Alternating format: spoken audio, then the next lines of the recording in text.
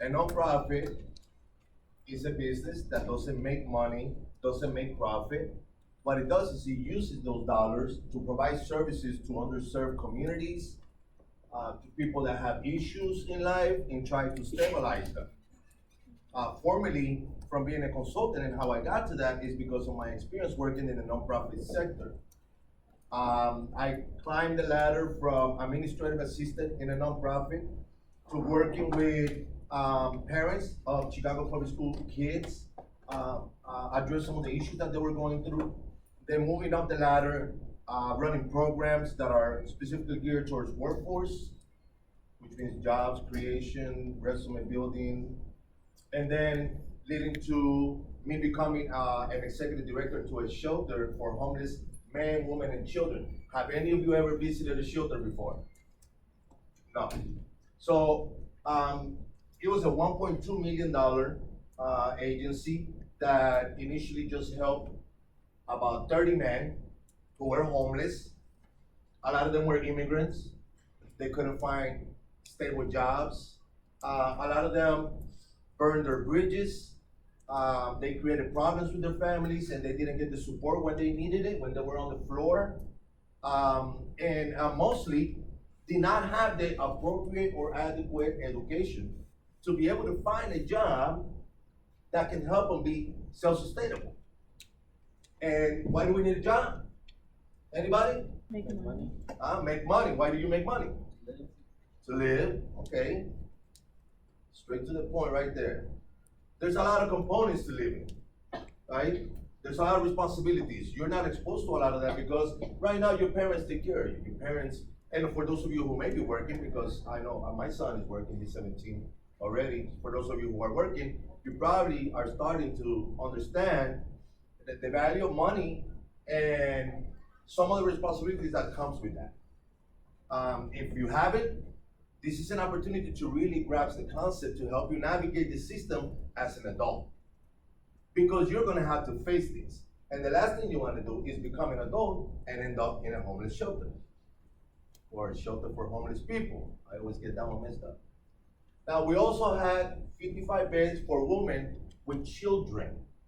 And as we may have been exposed to before, a lot of these women suffer from domestic violence, separation, and back in the days, society dictated that women should be at home taking care of the family, and men should be out working. That's not the case anymore. But we had a lot of older women with children without education who couldn't fend for themselves, didn't have family, and ended up at the shelter. We even had a few that gave birth to children while they were staying at the shelter, went to the hospital, gave birth, and came back at the shelter. So we have babies in there too. So what we provided for them was we provided a workforce program that helped them understand how to do your resume, how to create a cover letter, how to search for jobs online. And if you did not know computers, then we will push you to go get computer classes so that you can learn how to use computer. Because nowadays, when you're looking for a job, you're gonna have to do it online. Those days in which you will take the resume with you or do an application manually, those days they're leaving us. Most companies right now, they're gonna say go online and apply through the online website, right? And I even found there were, back in the days when there were job fairs going on, it was as easy as just handing out a resume, writing the application right there, doing the application right there. Nowadays, you go to a job fair, and what they're telling you is, here's my card, here's a brochure about my company, here's the positions that we have available. You need to go back online and apply through it if you want to apply for a job. That's how important it is. So we saw computer classes to be very important.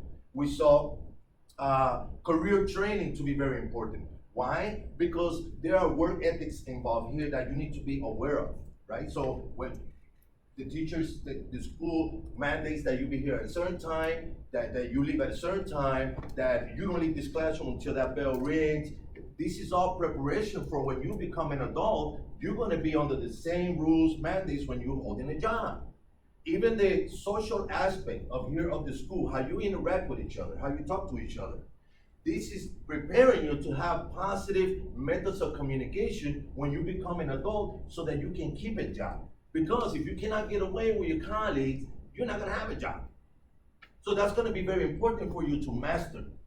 I remember also even going as detailed as English. I didn't take it that seriously. I hate reading, and I didn't take it that serious. And even nowadays, I gotta have people edit my documents because my English comes out sometimes. It develops in Spanish here, and when it comes out and I put it in English, it doesn't sound right sometimes.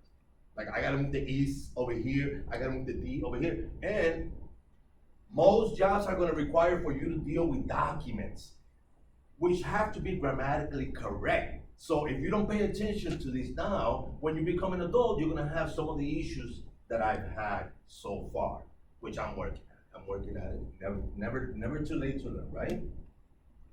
But all of this is very important for you to understand adulthood, for you to understand what it is to be out there.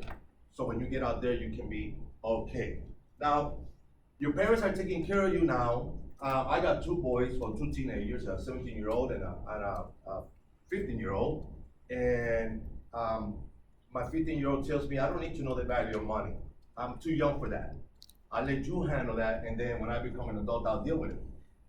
And I have to reiterate to him, dude, you need to start now, because I may not be there when you're an adult. And then if I don't teach you this, if you don't learn it now, then how are you gonna learn it when you become an adult? You're gonna find some obstacles in front of you. And it's very important that you pay attention to not only what's happening at school, but also when you hear me talking to other kids, and you hear me talking to the homeless population, and you hear me talking to victims of domestic violence, that you really understand, so that you understand the social economic issues that we can encounter as adults. Now, some of your parents rent, some of your parents own a home, and that's all you know. You probably know as far as they pay bills, they pay the light, they pay the water, the garbage disposal. You know that they own a car, or they take the bus, or they take the train. You know that much. You know that if you need gym shoes, you need jeans, you need a shirt, you know that they're gonna get it for you. More than likely, unless you messed up and you're in hot waters with your parents, then you're not getting nothing, right? It's always good to keep your parents happy the way you're supposed to do. And I know it's hard, but hey, it's the reality of it. So you know all of this stuff, right? But what you don't understand is that it takes a lot of effort, hard work, and dedication to maintain all of that stuff. Because society, in some ways, doesn't work with us, and we have to modify ourselves to be able to work with society, right? And let's talk about things that you may not be aware of. Let's talk about the housing market in different areas. Housing market in Elgin, the housing market, and what I mean by that is what the cost of a home is in a specific neighborhood, or the cost of an apartment in a specific neighborhood. And how across the board, not only is different, but the cost of living every year goes up. And it is very hard to get a raise at work, even though you're doing great, because sales may not be bringing enough money to give you a raise, or your boss really doesn't want to give you a raise because he wants to pocket all the money. But then what do you do to be able to offset this cost of living that you're going through? And I want to paint a picture for you guys, okay? Now, depending on where you're at, any of this will work? Depending on where you're at, it's very important that you understand this. I said the housing market changes, right? So I'm gonna take the city of Chicago because I've done a lot of this in the city of Chicago, so I've done a lot of research. So I understand what's happening in Uptown, I understand what's happening in South Shore, I understand what's happening in Pilsen. So I'm all over the city. And I've been in the West Suburban Cook County as well, touching on some of these areas like Maywood, addressing this issue. But I know the city very well.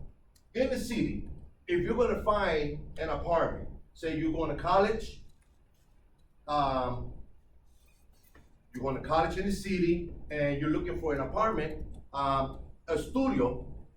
A studio is a square with a bathroom here and a kitchen here, and you're supposed to make it like that, right? So somehow you gotta have the bed in the area, a couple of chairs because it's very small, and that's all you got. That's a studio. So we're talking about $800 typically.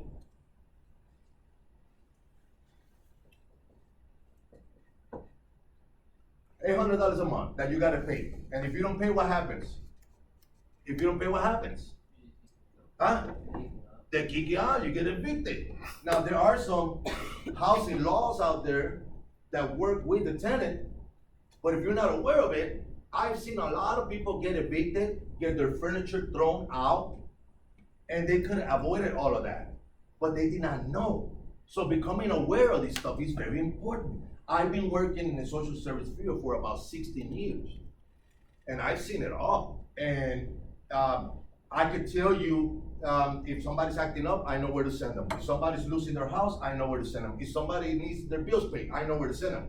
But you guys have not experienced that, so you don't know this information, right? So it's very important that you are aware of what's around you in terms of services to help you with this process as an adult. You get a studio, $800, you're more than likely gonna have to pay the light bill.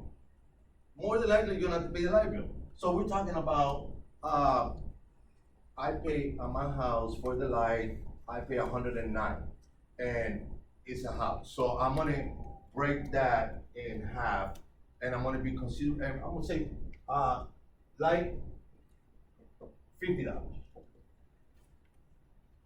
A lot of places are gonna make you pay for gas. That's for cooking gas, and that's for heating the place up. And gas can be expensive at times. Now remember, when you're looking at these numbers, think about your homes, think about your parents, think about how they're working and what they could possibly be coming out of their pocket to pay for all of these things so that you can have a roof over your head and a shirt on your body and shoes and food and all of that stuff, right? So with gas, I'm gonna be very, I don't like numbers, so I'm just gonna put $100. And believe you me, there's been times that if you're not on a budget plan, you're not gonna pay that much gas in the summer, but when the winter hits, your bill is gonna skyrocket to $300. So imagine your parents in winter month, where Thanksgiving's coming, where Christmas is coming, gifts and all of that, and all of a sudden their gas went up to $300. What kind of implications that's gonna have on a household budget? That minute can be an issue. So you got your basic, you got your studio, you got your light, you got your gas. What else are we missing here? Huh? The what? Well, in most apartments, you're not gonna have to pay the water. So that's good. In a house you are, but in most apartments you're not gonna have to pay the water. The landlord will take that on. So I'm not gonna put that there to complicate my life, because I can complicate my life. So, but you wanna watch TV, right? What are we watching nowadays on TV? Huh? American Horror Story? I heard it's good, but I haven't watched it. So you need cable. And this right here, cable, is an issue because these people monopolize the market to get you to, it makes me so angry. I don't watch sports, but in the package that I have, they're giving me sports. I have to take the sports, and I have to pay fees for those sports channels. What's going on here? That's the system. I got 140 channels, and I don't even look at 100 of them. Probably don't look at 120 of them. I don't have a choice. So your cable bill is gonna be about $75. What's the most important thing nowadays technologically that you need to have that assists you with communication? A phone. You gotta have a phone, right? So what's the average phone bill? Anybody? Does anybody know what your phone bill is like? Does anybody know that? Go ahead. For the cost, I'm guessing around 65. What do you got? If you have unlimited, I pay like 150. 150 for unlimited, girl. You're closer to it than you're 75. You're 75. I'm only getting like 3 megabytes, and it'll run down in a couple of days. Okay. Nowadays you need unlimited because you use your phone. 100 texts.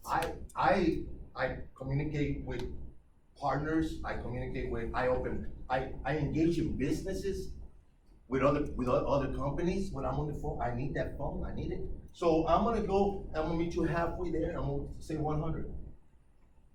Okay? If you're going with Boost Mobile. I'm not gonna promise the same if you're going with Verizon.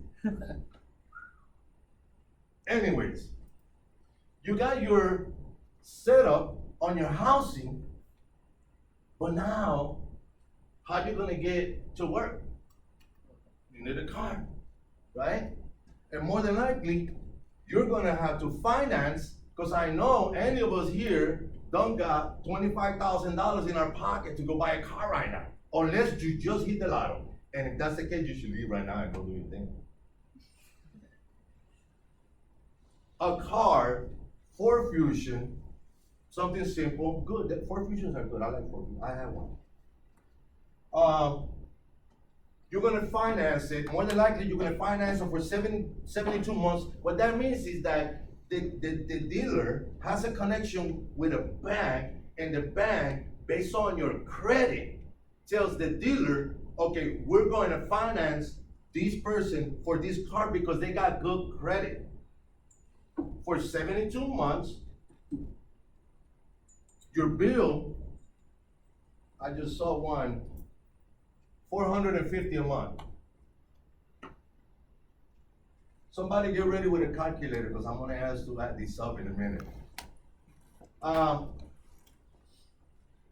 And that's with good credit, because if you have bad credit, what happens is that the bank may say, sure, I'm going to finance this person for this car, but because they got bad credit, I'm gonna charge a higher level of interest, which means that this $450 can turn into $600. And if you have bad credit, you don't have a choice, because wherever you go, they're gonna treat you just like that. They're gonna treat you as a score. 400 to 800 is your credit score, somewhere in there. And that is determined by how many times have you missed or not missed the payment on a loan. That's determined about how many times you have people pulling out your credit report to see if you're worthy of the loan. And this is the same case when you buy a house. Only a house is gonna cost more, right? But if you have a car, we're not in the Flintstones era, where you could just tap your feet and brake with your feet. No, none of you know the Flintstones, no? Yeah, I know that. Okay. You need gas. And gas can go as high as $5 per gallon at times, depending on what's happening in the Middle East, what's happening in Venezuela, what's happening in Canada. Any issue, if there was a disaster where one of these oil tankers, went down, that can spike up gas immediately, and you start paying $5. Now, if you think about it like this, on a car that you're paying already $450, and it has a tank of 13 gallons, multiply 13 by 5, that's what you're gonna be paying for gas to fill that tank up. Now, if you work far away from home, like in Chicago, you're gonna run out of gas quicker than if you work close to home. That means that you're gonna be putting more gas in the car more often, which means that comes out of your pocket. You have to think about this stuff, right? So when you're looking for a job, ideally you wanna look for one that's closer to home, hopefully one that you could perhaps take a short public transportation route. That would be ideal, right? But life is not ideal. So you have to be prepared for everything. So gasoline, I pay I pay about $60 every week because I travel a lot. So 240 a month. Perhaps more than that. I told you I hate math, but anyways. But also with a car, what else do you need? Insurance. Insurance. What do you think insurance is like? That's another industry that is really hard on us because we're paying a lot of money on it. Health insurance, when you're working, the employer may pay a portion of your health insurance, but then you, out of your check, comes out a portion as well. And on top of that, you got co-pays, which means that every time you go see a doctor, you're not paying $300, but you're gonna be paying $20 for a visit. And then if they're doing different procedures, your bills can come up to $2,000, $3,000 depending on the severity of your medical condition. That's how the industry came up with Aflac, so they can supplement that, right? But you gotta pay to that too. The industry is really, really chaotic when it comes to insurance. And the same thing is with vehicles. You get car insurance with a vehicle, and your monthly payment towards your car insurance is gonna depend on the deductible. What a deductible is that it's a contract that states that if you get into a car accident, you gotta pay out of your pocket anywhere from $200 to $1,000 before we pay what we need to pay towards the remainder of the cost of that wreck, of that car accident. And the higher your deductible, the lower your payment is. But if you get into a car accident, could you come up with $1,000 right there on the spot to pay for that? So guys, when you're doing your budget, you have to put in their savings because there's some additional costs just in case of an emergency where you can go in that bank and take those dollars out to pay for that stuff. Because if not, you're gonna be asking people for money. And that doesn't feel cool. We should be self-sufficient and be able to take care of ourselves, but we need to prepare ourselves to get to that point. Now, I'm gonna put insurance at 130, because that's about what I'm paying with Allstate. And I have to say Allstate because I like it. Okay? Oh, what did we forget? So we got all of these, and this is all material stuff, right? This is all material. We could possibly do without Comcast. A lot of you won't, but we could possibly do without Comcast. We could try to make it out there without a phone, but everything else in here is more or less a necessity to be able to survive out here. But what did we forget? One of the most important thing that we forget. Food.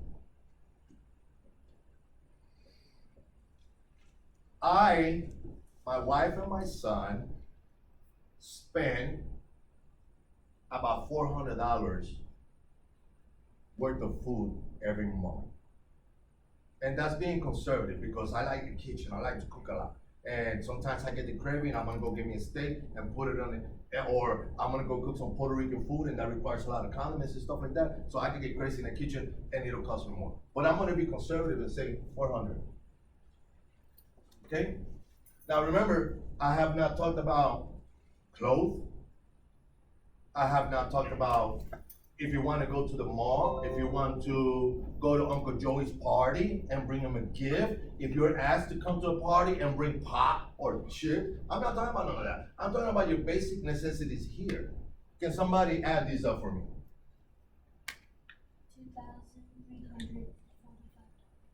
$2,345 monthly. Minimum. What that means is that when you go out there for a job, you have to figure out what job out there is gonna bring you a minimum 20 minutes? Oh my God, a minimum, that was fast. A minimum of 20 minutes to be able to help you with just this right here. Now you have to understand that with an associate's degree, you're gonna more likely only gonna be bringing $25,000 a year. Can you multiply that by 12, please? A bachelor's, 28. This is all entry level. A master's, 33. How much is this by 12? By 12,